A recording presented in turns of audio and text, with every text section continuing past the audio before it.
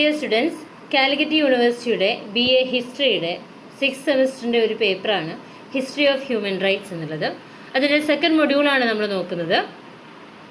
ഇനി gene Jacques റൂസോയെക്കുറിച്ചും അദ്ദേഹത്തിൻ്റെ സാമൂഹിക കരാർ സിദ്ധാന്തത്തെക്കുറിച്ചുമാണ് പറയാനുള്ളത്. സാമൂഹിക ഉടമ്പടി റൂസോയുടെ വിശ്വപ്രസിദ്ധ രാഷ്ട്രീയ സാമൂഹിക രചനയാണ്. സ്വതന്ത്രനായി പിറന്നു വീഴുന്ന മനുഷ്യന് എല്ലായിടത്തും ചങ്ങലകളാൽ തളയ്ക്കപ്പെട്ടിരിക്കുന്നു എന്ന പ്രഥമ വാചകം തന്നെ ദാർശനിക രാഷ്ട്രീയ സാമൂഹ്യ ശാസ്ത്ര മണ്ഡലങ്ങളിൽ ഏറെ ചർച്ച ചെയ്യപ്പെട്ട ഒരു വാചകമാണ്. മനുഷ്യൻ സാമൂഹ്യ ജീവിയാണ്. സുഗമമായ സാമൂഹ്യ ജീവിതത്തിന് ആവശ്യമായ സംവിധാനങ്ങളെപ്പറ്റി റൂസോ ഈ കൃതിയിൽ പറയുന്നുണ്ട്. സാമൂഹ്യ ജീവിയായ മനുഷ്യന് വ്യക്തിപരമായ ചില വിട്ടുവീഴ്ച ചെയ്യേണ്ടതായിട്ടുണ്ട് എന്ന് അദ്ദേഹം വാദിക്കുന്നുണ്ട്. വ്യക്തിഹിതം അഥവാ പേഴ്സണൽ വിൽ പലപ്പോഴും പൊതുഹിതത്തിന് അല്ലെങ്കിൽ ജനറൽ വില്ലിന് വഴിമാറി കൊടുക്കേണ്ടി വരും എന്ന് അദ്ദേഹം പറയുന്നുണ്ട്. അപ്പോൾ സാമൂഹിക ജീവിതത്തിൻ്റെ അടിത്തറ സ്വാതന്ത്ര്യത്തിലും സമത്വത്തിലും അധിഷ്ഠിതമാണ്.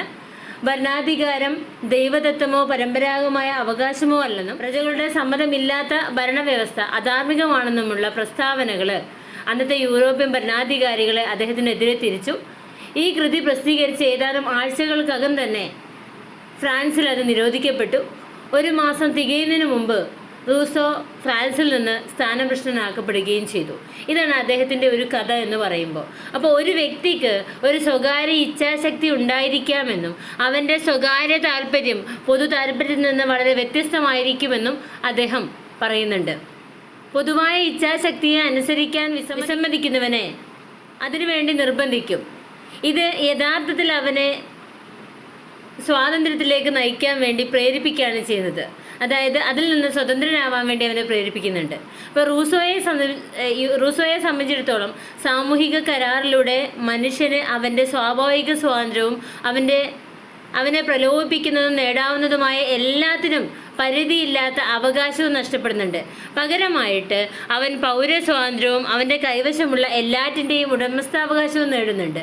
1762 അദ്ദേഹം സോഷ്യൽ കോൺട്രാക്ട് എന്ന അദ്ദേഹത്തിൻ്റെ പുസ്തകം പ്രസിദ്ധീകരിച്ചു.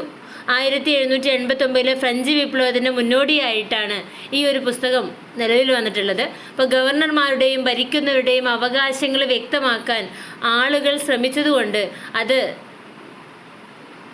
അത് പ്രകടിപ്പിച്ച ആശയങ്ങൾക്ക് ഇപ്പോഴും ലോകത്തിൽ വളരെയധികം സ്വാധീനമുണ്ട്. അപ്പോൾ അതിൻ്റെ ആശയങ്ങൾ എന്ന് പറയുമ്പോൾ 4 ഖണ്ഡങ്ങളിലായി റൂസോ തൻ്റെ ചിന്തകൾ പങ്കുവയ്ക്കുന്നുണ്ട്. സമൂഹം, അടിമത്തം, പരമാധികാര രാഷ്ട്രം, ഭരണവ്യവസ്ഥകൾ എന്നിവയാണ് ഈ 4 ചിന്തകൾ എന്ന് പറയുന്നത്. മാതൃകാ ഭരണവ്യവസ്ഥയുടെ ലക്ഷണങ്ങൾ, അധികാര ദുർവിനിയോഗം, അധപതന പ്രവണതകൾ, തെരഞ്ഞെടുപ്പ്, വോട്ടിംഗ്, സെൻസർഷിപ്പ്, മതം ഇവയെക്കുറിച്ചെല്ലാം ഇതിൽ വിശകലനം ചെയ്യുന്നുണ്ട്. അപ്പോൾ സ്വതന്ത്രനായിട്ട് ജനിച്ച മനുഷ്യൻ വിവിധതരം അടിമത്തത്തിന് വിധേയമാകുന്നത് എങ്ങനെയെന്ന് അതിൽ പറയുന്നുണ്ട്.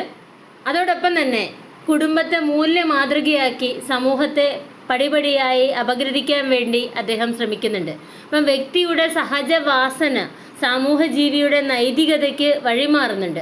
അത്തരമൊരു സമൂഹത്തിൽ വ്യക്തിക്ക് നഷ്ടപ്പെടുന്നത് അവൻ്റെ സ്വാഭാവികമായ സ്വാതന്ത്ര്യമാണെന്ന് അദ്ദേഹം വാദിക്കുന്നുണ്ട്. അപ്പോൾ എന്തും ചെയ്യാനും നേടിയെടുക്കാനുമുള്ള സ്വാതന്ത്ര്യം അതിന് പകരമായി ലഭിക്കുന്നതോ പൗരാവകാശവുമാണ്. അപ്പോൾ അധികാരത്തെ അവകാശമായും അനുസരണയെ കർത്തവ്യബോധമായിട്ടും മാറ്റിയെടുക്കേണ്ടത് അധികാരിയുടെ ആവശ്യമാണെന്ന് അദ്ദേഹം പറയുന്നുണ്ട്. എന്നാൽ ഒരു വശത്ത് സമഗ്ര അധികാരവും മറുവശത്ത് നിസ്സീമമായ അനുസരണയും എന്ന വ്യവസ്ഥ അർത്ഥശൂന്യമാണെന്ന് അദ്ദേഹം വാദിക്കുന്നുണ്ട്. അപ്പോൾ സ്വത്ത് സമ്പാദനം അനുവദനീയമാണെന്നിരിക്കെ സമൂഹത്തിൽ ഉണ്ടായേക്കാനിടയുള്ള അസമത്വത്തെ പറ്റി റൂസോ പറയുന്നുണ്ട്. മറ്റൊരാളെ വിലക്ക് വാങ്ങാൻ മാത്രം സമ്പത്ത് ആർക്കും ഉണ്ടാവാൻ പാടില്ല. അതേപോലെ സ്വയം വിൽക്കാൻ തയ്യാറാവാൻ മാത്രം ദാരിദ്ര്യവും ഒരുത്തനും ഉണ്ടാവാൻ പാടില്ല. സാഹചര്യങ്ങൾ സമത്വത്തെ നശിപ്പിക്കാൻ ശ്രമിക്കുന്നു എന്ന് അദ്ദേഹം വാദിക്കുന്നുണ്ട്. അതുകൊണ്ട് സമത്വം നിലനിർത്താനുള്ള നിയമങ്ങൾ ആവശ്യമാണ്. ദുഷിച്ച ഭരണവ്യവസ്ഥയിൽ സ്ഥിതി സമത്വം വെറും മിഥ്യയാണ്. കാരണം അവിടെ സമ്പന്നൻ സമ്പന്നനായും ദരിദ്രൻ ദരിദ്രനായിട്ടും തുടരുന്നൊരവസ്ഥയാണ് ഉണ്ടാവുക. അപ്പോൾ ഒന്നുമില്ലാത്തവൻ്റെ അവസ്ഥയാണ് ഉള്ളവൻ്റെ അവസ്ഥയേക്കാൾ ശോചനീയമെന്ന് അദ്ദേഹം പറയുന്നുണ്ട്.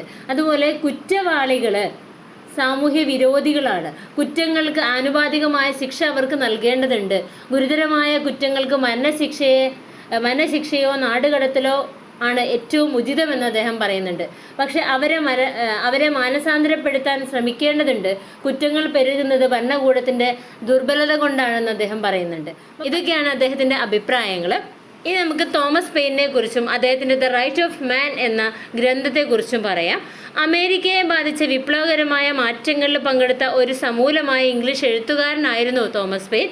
അദ്ദേഹം 1774 അമേരിക്കയിലേക്ക് കുടിയേറി 1776 രാജവാഴ്ചയുടെ ഭരണം എന്ന ആശയത്തെ ആക്രമിക്കുകയും റിപ്പബ്ലിക്കൻ ഗവൺമെന്റിനും പൗരന്മാർക്കും ഇടയിൽ തുല്യ അവകാശത്തിന് വേണ്ടി ആഹ്വാനം ചെയ്യുന്ന കോമൺ സെൻസ് എന്ന പേരിൽ വ്യാപകമായി വായിക്കപ്പെട്ട ഒരു ലഘുലേഖ തയ്യാറാക്കുകയും ചെയ്തു. പെൻസിൽവാനിയയുടെ ഭരണഘടനയിലും ആ സംസ്ഥാനത്തെ അടിമത്തത്തിലാക്കുന്നതിനും അദ്ദേഹം പ്രവർത്തിച്ചിട്ടുണ്ട്. 1791 Edmund Burk illusion in France എന്നതിന് മറുപടിയായിട്ട് ഫ്രഞ്ച് വിപ്ലവത്തിന്റെ പ്രതിരോധമായി പെയിന്റെ പ്രസിദ്ധീകരണം റൈറ്റ്സ് ഓഫ് മാൻ എന്ന പേരിൽ പ്രത്യക്ഷപ്പെടുന്നുണ്ട്. പെയിൻ ജനങ്ങൾക്കിടയിൽ ജനപ്രിയനായിരുന്നു. ഒരു കണക്ക് സൂചിപ്പിക്കുന്നത് റൈറ്റ്സ് ഓഫ് മാൻ്റെ വിവിധ പതിപ്പുകൾ 2 വർഷത്തിനുള്ളിൽ 2,50,000 കോപ്പികൾ വിറ്റു എന്നുള്ളതാണ്. അദ്ദേഹം ഗവൺമെന്റിനോട് നിരന്തരം എതിർപ്പുണ്ടായിരുന്ന അദ്ദേഹം ലണ്ടനിലെ ഗിൽഡ് ഹാളിലെ രാജ്യദ്രോഹപരമായ അപകീർത്തിയുടെ പേരിൽ ശിക്ഷിക്കപ്പെട്ടു. മാധ്യമ സ്വാതന്ത്ര്യം ചവിട്ടിമതിച്ചതിൽ പ്രതിഷേധിച്ച് അദ്ദേഹത്തിന്റെ പ്രതിഭാഗം അഭിഭാഷകനെ പിന്തുണയ്ക്കാൻ ജനക്കൂട്ടം ഒഴുകിയെത്തി. പെയിൻ അപ്പോഴേക്കും ഫ്രാൻസിലേക്ക് രക്ഷപ്പെട്ടു. വിപ്ലവത്തെ പ്രതിരോധിച്ചതിന് ദേശീയ കൺവെൻഷനിലേക്ക് തെരഞ്ഞെടുക്കപ്പെട്ടു. എന്നിരുന്നാലും രാജാവിന്റെ വധശിക്ഷയെ എതിർത്തതിന് യാക്കോബിൻസിനെ രോഷാകുലരാക്കിക്കൊണ്ട് അദ്ദേഹം പിന്നീട് തടവിലാക്കപ്പെട്ടു. അദ്ദേഹം തൻ്റെ വധശിക്ഷയിൽ നിന്ന് രക്ഷപ്പെട്ടു. പിന്നീട് അമേരിക്കയിലേക്ക് പോയി. അവിടെ അദ്ദേഹം 1809 അദ്ദേഹം മരണപ്പെടുകയാണ് ഉണ്ടായത്. അദ്ദേഹത്തിൻ്റെ രചനകൾ ഇപ്പോഴും പ്രതിധ്വനിക്കുന്ന രചനകളാണ്. എൻ്റെ രാജ്യമാണ് എൻ്റെ ലോകം, എൻ്റെ മതം നല്ലത് ചെയ്യാനാണ് എന്ന തൻ്റെ ഗ്രന്ഥമായ മനുഷ്യൻ്റെ അവകാശങ്ങൾ എന്ന ഗ്രന്ഥത്തിൽ അദ്ദേഹം പറയുന്നുണ്ട്. മനുഷ്യൻ്റെ യഥാർത്ഥ അവകാശങ്ങൾ എന്താണെന്ന് പെയിൻ്റെ രചനകളിൽ വ്യക്തമല്ല. അദ്ദേഹത്തിൻ്റെ അവകാശ സിദ്ധാന്തം ലോക്കിനെയും റൂസോയെയും അടിസ്ഥാനമാക്കിയുള്ളതാണ്. സ്വാഭാവിക അവകാശങ്ങളുടെ ആകെതുകയിൽ നിന്ന് ഉൽപ്പാദിപ്പിക്കുന്ന ശക്തി വ്യക്തി നിലനിർത്തിയിരിക്കുന്ന സ്വാഭാവിക അവകാശങ്ങളെ ഇല്ലാതാക്കാൻ പ്രയോഗിക്കാനാവില്ലെന്ന് അദ്ദേഹം പറയുന്നുണ്ട്. അപ്പോൾ മനുഷ്യാവകാശങ്ങളെ ഇത്രയും ശാശ്വതമായ ഒരു ആശയമാക്കി മാറ്റുന്നത് എന്താണെന്ന് അദ്ദേഹം വ്യക്തമാക്കി തരുന്നുണ്ട്. ഒരു രാഷ്ട്രീയ പ്രവർത്തകനും വിപ്ലവകാരിയും എഴുത്തുകാരനുമായിരുന്നു തോമസ് പെയിൻ. അമേരിക്കൻ ഐക്യനാടുകളുടെ സ്ഥാപക പിതാക്കളിൽ ഒരാളായിട്ട് അദ്ദേഹത്തെ കരുതപ്പെടുന്നുണ്ട്. അമേരിക്കൻ വിപ്ലവത്തിന് തുടക്കം കുറിച്ച 2 ലഘുലേഖകൾ common sense, the American crisis എന്നിവ അദ്ദേഹത്തിൻ്റെ രചനകളാണ്. അതിലൂടെ കോളനികളെ ബ്രിട്ടനിൽ നിന്നും സ്വതന്ത്രമാക്കാൻ പെയിൻ അമേരിക്കൻ ദേശാഭിമാനികളെ ഉത്ബോധിപ്പിക്കുന്നുണ്ട്. കോമൺ സെൻസ് എഴുതിയ തൂലികയില്ലായിരുന്നെങ്കിൽ ജോർജ് വാഷിങ്ടന്റെ വാൾ വെറുതെയായി പോയേനെ എന്ന് ജോൺ ആഡംസ് ഒരിക്കൽ പറയുകയുണ്ടായിട്ടുണ്ട്. ഇത്രയാണ് നമുക്ക് തോമസ് പെയിനെ കുറിച്ച് പറയാനുള്ളത്. ഇനി Martin Luther, the king and the content of I have A dream speech. 16-ാം നൂറ്റാണ്ടിൽ ജർമ്മനിയിൽ ജീവിച്ചിരുന്ന പുരോഹിതനും ദൈവശാസ്ത്രജ്ഞനും സർവകലാശാല അധ്യാപകനുമായിരുന്നു മാർട്ടിൻ ലൂതർ. പ്രൊട്ടസ്റ്റന്റ് സഭകളുടെ ഉത്ഭവത്തിന് കാരണമായിട്ടുള്ള ഇദ്ദേഹത്തിന്റെ ചിന്തകൾ പാശ്ചാത്യ ക്രിസ്തീയതയുടെയും പാശ്ചാത്യ സംസ്കാരത്തിന്റെ തന്നെയും ഗതിയെ മാറ്റിമറിച്ച ഒരു ഘടകമായിരുന്നു. പ്രൊട്ടസ്റ്റന്റ് സഭകളുടെ ഉത്ഭവത്തിന് കാരണമായിട്ടുള്ള ഇദ്ദേഹത്തിന്റെ ചിന്തകൾ പാശ്ചാത്യ ക്രിസ്തീയതയുടെയും പാശ്ചാത്യ സംസ്കാരത്തിന്റെ തന്നെയും ഗതിയെ മാറ്റിമറിച്ച ഒരു പ്രധാനപ്പെട്ട ഘടകമായിരുന്നു. റോമൻ കത്തോലിക്ക സഭയുടെ വിശ്വാസ ആചാരങ്ങളിൽ പലതും ബൈബിളിൽ നിരക്കാത്തതാണെന്നായിരുന്നു ഇദ്ദേഹത്തിന്റെ കണ്ടെത്തൽ. മതപരമായ ആധികാരികതയുടെ ഏകമാത്രമായ ഉറവിടം വേദപുസ്തകമാണെന്ന് അദ്ദേഹം വാദിച്ചു. ഇദ്ദേഹം മാർപ്പാപ്പയുടെ അധികാരത്തെ ചോദ്യം ചെയ്തു. യേശുവിൻ്റെ നാമത്തിൽ ജ്ഞാനസ്നാനം ലഭിച്ചവരെല്ലാം പുരോഹിത വർഗമാണെന്ന് അദ്ദേഹം വാദിച്ചു. അദ്ദേഹത്തിൻ്റെ അഭിപ്രായത്തിൽ നിത്യരക്ഷ ദൈവത്തിൽ നിന്നുള്ള സൗജന്യ ദാനമാണ്. അത് നന്മ പ്രവൃത്തികളിലൂടെ നേടാവുന്നതല്ല. യഥാർത്ഥ പശ്ചാത്താപവും യേശുവാണ് രക്ഷകൻ എന്ന വിശ്വാസവുമാണ് അതിലേക്കുള്ള വഴി എന്ന് അദ്ദേഹം പറയുന്നുണ്ട്. പാപമോചനത്തിനായി പള്ളിക്ക് സംഭാവനകൾ നൽകുന്നതിനോട് അദ്ദേഹം എതിർപ്പിലായിരുന്നു. സഭയിലെ വ്യവസ്ഥാപിത നേതൃത്വത്തിനെതിരായിട്ടായിരുന്നു അദ്ദേഹം ആദ്യമായിട്ട് കലാപം നടത്തിയത്. ഒരു ജർമ്മൻ ദേശീയവാദി കൂടിയായിരുന്ന അദ്ദേഹം ആരാധനയിലും മതപ്രബോധനങ്ങളിലും ലത്തീനു പകരം തദ്ദേശീയമായ ഭാഷകളുടെ ഉപയോഗത്തെ പ്രോത്സാഹിപ്പിക്കുകയും ബൈബിളിനെ ജർമ്മൻ ഭാഷയിലേക്ക് പരിഭാഷപ്പെടുത്തുകയും ചെയ്യുന്നുണ്ട്. വിവർത്തന കലയിൽ പ്രാമാണികമായ നിയമങ്ങൾ കൊണ്ടുവന്ന ഈ ഒരു പരിഭാഷ ജർമ്മൻ ഭാഷയിലും സംസ്കാരത്തിലും വലിയ സ്വാധീനം ചെലുത്തുന്നുണ്ട്. അദ്ദേഹം ബൈബിളിനെ ജർമ്മൻ ഭാഷയിലേക്ക് വിവർത്തനം ചെയ്തു. ലൂതർ രചിച്ച കീർത്തനങ്ങൾ ക്രിസ്തീയ സഭയിൽ ആരാധനാ സമൂഹം ഒത്തുചേർന്ന് ഗാനങ്ങൾ ആലപിക്കുന്ന സമ്പ്രദായത്തിലേക്ക് വളർന്നു. കാതറീന വോൺബോറ എന്ന മുൻ കന്യാസ്ത്രീയുമായുള്ള ലൂതറുടെ വിവാഹം പ്രൊട്ടസ്റ്റന്റ് സഭകളിൽ പുരോഹിതന്മാരുടെ വിവാഹത്തിലേക്ക് വഴിതെളിച്ചു. അവസാന കാലത്ത് ലൂതർ ജൂതന്മാരെ കുറിച്ച് എഴുതിയ കാര്യങ്ങൾ വിവാദപരമായിരുന്നു. ജൂതന്മാരുടെ ഭവനങ്ങൾ നശിപ്പിക്കണമെന്നും സിനഗോഗുകൾ കത്തിച്ചു കളയണമെന്നും സമ്പാദ്യം കണ്ടുകെട്ടണമെന്നും സ്വാതന്ത്ര്യം പരിമിതപ്പെടുത്തണമെന്നും അദ്ദേഹം അഭിപ്രായപ്പെട്ടു. ഈ പ്രസ്താവനകൾ അദ്ദേഹത്തെ യഹൂദ വിരോധികളാക്കി മാറ്റുകയാണ് ചെയ്തത്. അപ്പം മാർട്ടിൻ ലൂതർ കിങ് 1955 മുതൽ 1968 വരെ അദ്ദേഹം ജീവിച്ചു. അഹിംസയിലൂടെയും അനുസരണക്കേടിലൂടെയും അദ്ദേഹം പൗരാവകാശങ്ങൾ മുന്നോട്ട് വെച്ചു. കറുത്തവരുടെ വോട്ടവകാശം, വേർതിരിവ്, തൊഴിലവകാശങ്ങൾ, മറ്റ് അടിസ്ഥാന പൗരാവകാശങ്ങൾ എന്നിവയ്ക്ക് വേണ്ടി അദ്ദേഹം മാർച്ചുകൾ നടത്തി.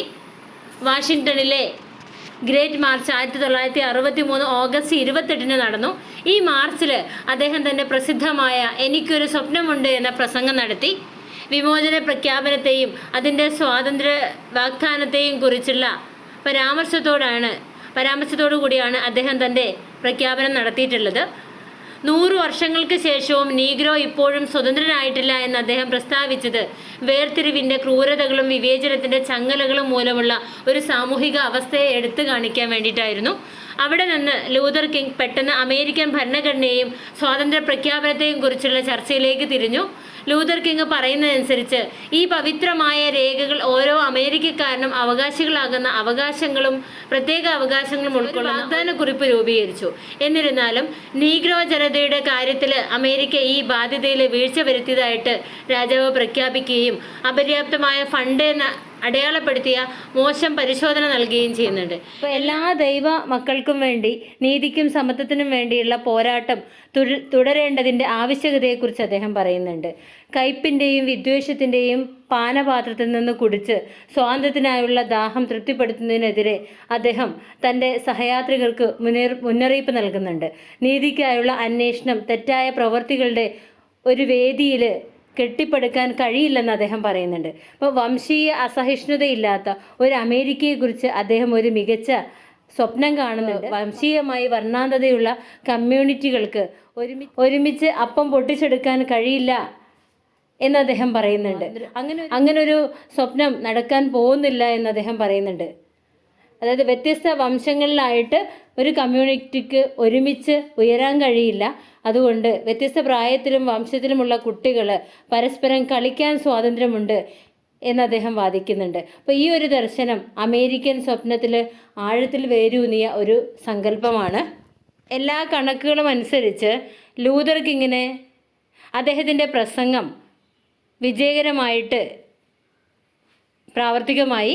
ആ വർഷ അവസാനം ടൈം മാഗസിനിൽ അദ്ദേഹത്തെ മാൻ ഓഫ് ദ ഇയർ ആയിട്ട് തിരഞ്ഞെടുക്കപ്പെട്ടു.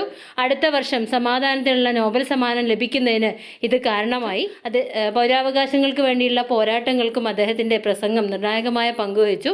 മാർട്ടിൻ ലൂതർ കിങ്ങിനെ എനിക്കൊരു സ്വപ്നമുണ്ട് എന്ന പ്രസംഗത്തിൻ്റെ ലക്ഷ്യം അമേരിക്കൻ പൊതുജനങ്ങളെ വംശീയ അസമത്വത്തിൽ നിന്ന് മോചിപ്പിക്കുകയും അവിടുത്തെ അനീതിയെ തുറന്നു കാട്ടുകയും വംശത്തിൻ്റെ അടിസ്ഥാനത്തിലുള്ള വിവേചനത്തെ ഇല്ലായ്മ ചെയ്യുക എന്നുള്ളതായിരുന്നു. ഇത്രയാണ് മാർട്ടിൻ ലൂതറെ കുറിച്ച് പറയാനുള്ളത്. ഇനി നമുക്കത് യുണൈറ്റഡ് നാഷൻസ് ഓർഗനൈസേഷനെ കുറിച്ച് നെക്സ്റ്റ് വീഡിയോയിൽ നോക്കാം. Okay, thank you.